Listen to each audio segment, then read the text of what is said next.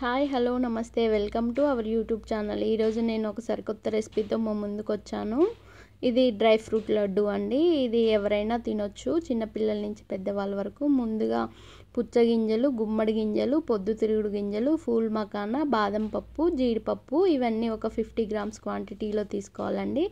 అలాగే నువ్వులు ఒక 50 గ్రామ్స్, పుచ్చగింజలు ఒక 50 గ్రామ్స్ తీసుకోవాలి. తర్వాత ఒక 100 గ్రామ్స్ డేట్స్ తీసుకొని ఇలా గింజలు తీసి పక్కన ఉంచుకోవాలి. వీటిని మిక్సీ జార్లో వేసుకొని మెత్తని పేస్ట్ లాగా చేసి పక్కన ఉంచుకోవాలి. తర్వాత ఒక కళాయి పెట్టుకొని అందులో అవిసె గింజలు ముందుగా వేసి వేయించుకోవాలి. ఇవి వేటికవే వేయించుకోవాలి. అవిసె గింజలు వేగిన తర్వాత అవి తీసి పక్కన ఉంచుకొని తర్వాత నువ్వులు వేసి వేయించుకోవాలండి. నువ్వులు త్వరగానే వేగిపోతాయి, సిమ్లో ఉంచుకొని వేయించుకోండి. తర్వాత అదే కళాయిలో ఒక 3 టేబుల్ స్పూన్స్ నెయ్యి వేసుకోవాలి. నెయ్యి వేసుకొని బాదం జీడిపప్పులను సన్నగా తరిగి పెట్టుకోవాలి. తర్వాత వాటిని నెయ్యిలో వేయించి సిమ్లో పెట్టి వేయించుకోవాలండి. ఇవి తొందరగా వేగవండి, కాబట్టి వాటితో పాటు కలిపి వేయించుకుంటే ఇవి వేగవు, అవి మాడిపోతాయండి. అందుకే ముందుగా నేను బాదం జీడిపప్పును వేయించుకున్నాను. తర్వాత అన్నీ ముందు గుమ్మడి గింజలు, తర్వాత పుచ్చగింజలు, తర్వాత ఫూల్ మకానా గింజలు అన్నీ ఒకదాని తర్వాత ఒకటి వేసి సిమ్లో ఉంచి వేయించుకోవాలి.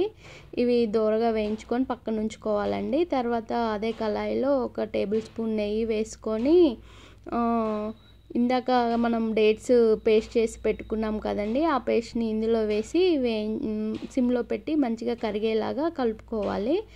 ఇలా కొంచెం మనకి పాకంలాగా వస్తుందండి. అలా అయిన తర్వాత మనం బంద్ చేసుకోవాలి. ఈ ముందుగా అవిసె గింజలు, నువ్వులు ఇవి మెత్తగా పౌడర్ చేసుకోవాలి. ఇవి ఫైన్ పౌడర్ చేసుకోవాలండి. తర్వాత ఇందులోనే ఇవి తీసి పక్కన ఉంచుకోవాలి. ఇవి డ్రై ఫ్రూట్స్ని మాత్రము కొంచెం బరకగా చేసుకోవాలండి, పంటికి తగిలితే చాలా టేస్ట్గా ఉంటుంది.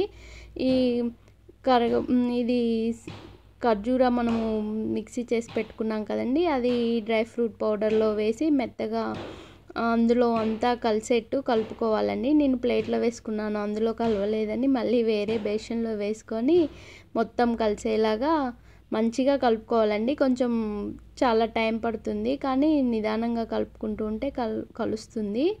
ఇలా మనకి లడ్డూలాగా చుట్టుకోవాలండి. కొంచెం బరకగా ఉంది కాబట్టి లడ్డు కాలేదండి, కొంచెం గట్టిగా ప్రెస్ చేస్తూ చేసుకోవాలి. మీకు కావాలంటే కొంచెం బెల్లం కూడా పాకంలాగా చేసి ఇందులో కలుపుకోవచ్చు. అంతే అండి, డ్రై ఫ్రూట్ లడ్డు తయారీ. ఈ వీడియో నచ్చినట్టయితే please like, share and subscribe my channel.